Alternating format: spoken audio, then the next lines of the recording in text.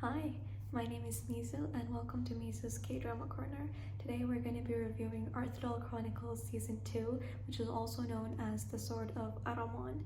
I have lots of things to say about this, so let's get right into it. Roll my intro.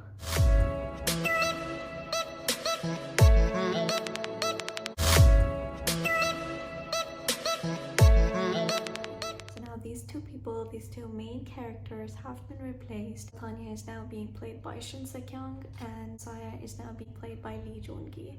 Now I've seen, this is not just my opinion personally, but I've seen countless of comments, countless of netizens talking about this, saying that we missed the original OG cast. And honestly, those two people were so strong as Saya and Tanya that we are not able to accept anyone else. Not to take away from their acting, because they're excellent. All four people are excellent actors. It's just that we made this bond, and whenever we see Tanya or whenever we see Eunseum, we think of the original OG cast, which was Kim Ji-won and Song Joong-ki. Everything wrong with Arthdal Chronicles Season 2 was made apparent in episode 1, really. We start off the episode with a fight scene, a war scene, and we see Eunseum, and I mean, we only get to see an interaction between the new Tanya and the new Saya towards the 48 mark. So what we wanted to see was why we should accept these two new actors as the new Tanya and Saya, which we did not get. There is a lot of comparison between Alchemy of Souls and Arthdal Chronicles, and a lot of people say Alchemy of Souls was better.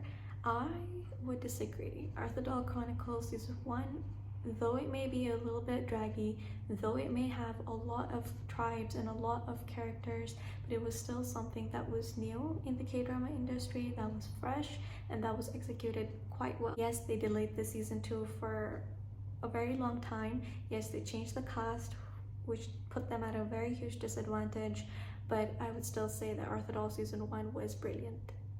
Okay, so let's get to episode 1 now that everything is out of the way, everything wrong with Season 2 is out of the way. So episode 1, it starts off very bland, very underwhelming in my opinion. So let's say when we had the opening of episode 1, fine, you had the narration, which is good because it refreshes your memory a little bit, and then you had the whole war arc with Eunseum, and then you had the queen, the entrance of the queen, the Taealha, and you saw her charisma, right? You saw her fighting, you saw her being a mother, and all of that really, you know, it warmed my heart. And of course, she's a brilliant actress. So this is why I say it was a huge directional flaw, because if you can do that for the queen, why didn't you do that for Tanya? Why didn't you do that for Saya? You should have shown us why we should accept these two people as our new Tanya and Saya. So I mean, I think it's already apparent that I'm very upset with that, but just for the sake of the show, I will not be bringing this up again. So I'm gonna start talking about my favorite scenes now from episode 1. So I would like to bring up the queen scene and the whole sequence of her throwing her coat, you know, and then getting into the fight mode. Taealha has always been a very strong character, and she's always kind of pushed Tagon as well to do difficult things, but something that will be beneficial to him later on. And now we see that she's doing the same for Arok, and she tells him Arok Yogiya, you know, when she points to the heart. So Taealha is queen energy, honestly. So let's go to the second favorite scene, which was the interaction between Tagon and Taealha. The queen is getting a little bit frustrated because Tagon hasn't declared a successor for him still, and he tells her that I just stopped a rebellion and I came home today, and you know, you're talking to me about this right now. You know, you see a little bit of friction between them, and I thought that was very cute because it depicts their relationship so well. Oh my god, let's go to my third favorite scene, which is the very small interaction between Yangcha and Tanya. So Tanya, when she's having those visions and she's sweating and she's shaking, and then Yangcha's there and he kind of holds her hand and he's like, are you okay? You know? Oh my god, Yangcha. They keep teasing this couple. I'm not sure why, but they keep teasing this couple, and I'm not complaining.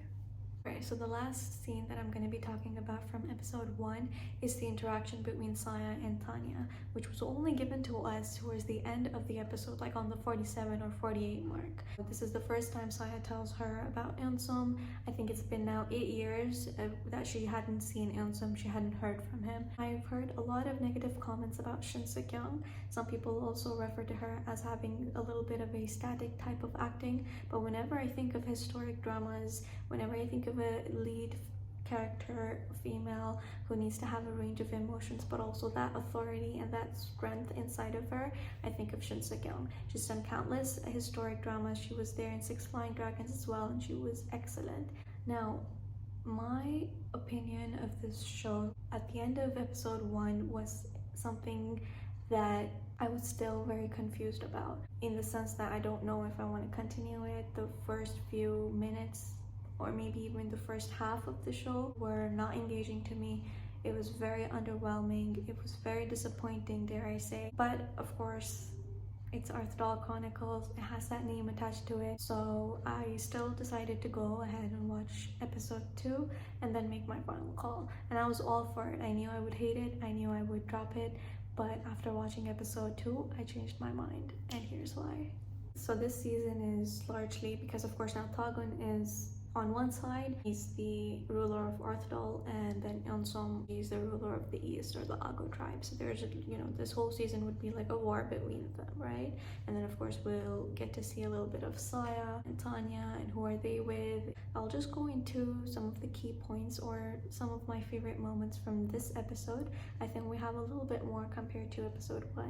So the first thing that I would like to mention, a very honorable mention here, which would be to the magical horse Kanmur. And I mean, magical creatures, magical animals are always so fascinating, and they're so cute, and they're so, yes, you deserve it, right, for animals.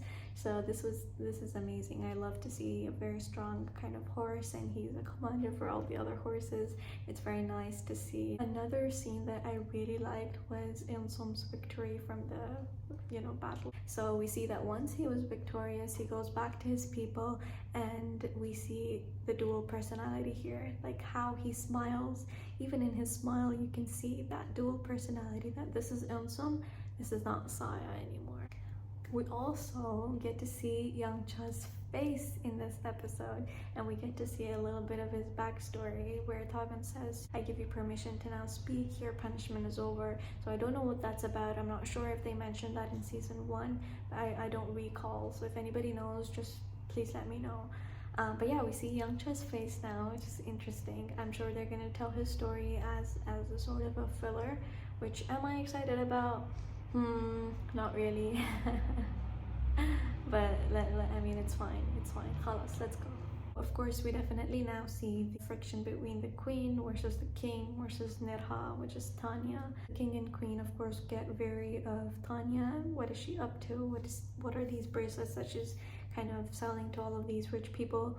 So again, we see now the king versus Tanya, and I would like to commend her again on her acting skills. I do not want to hear from anyone that she's not acting well. Anyway, so we see her being very angry, and we see the anger face, and we also see that in her tone. It's very impactful. I really enjoyed that scene. I really enjoyed Tanya's acting there. It's something that, when I say how Taealha kind of commands the screen and she really takes over, this is the same impact I found in Tanya's acting in this scene. Whereas Mubaek now is trying to convince Saya to team up with Eunseum and to go against Tagon, go towards the rebellion, make Arthdal your own. And we see, of course, Saya kind of finally manages to be convinced. So they have this little bit of a conversation, and it's going.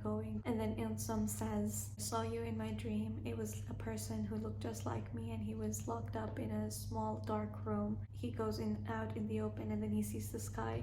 He says that, oh my gosh, it's so blue. And then I don't remember what happened after that. I just cried. That's all I remember. And Eunseum is saying this to Saya, and it was such a cute little moment between the two.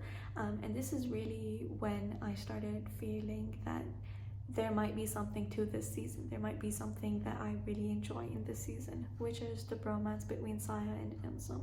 If I get to see that, and I'm predicting that we will get to see a lot of that in the future.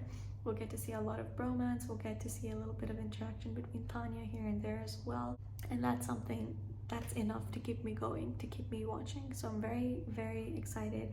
Of course, the episode ends with Mubaek very heroically kind of saving Eunseum from the fire, but he's very badly hurt. He's also been stabbed by that orphan kid. I hope Mubaek doesn't die. I mean, he's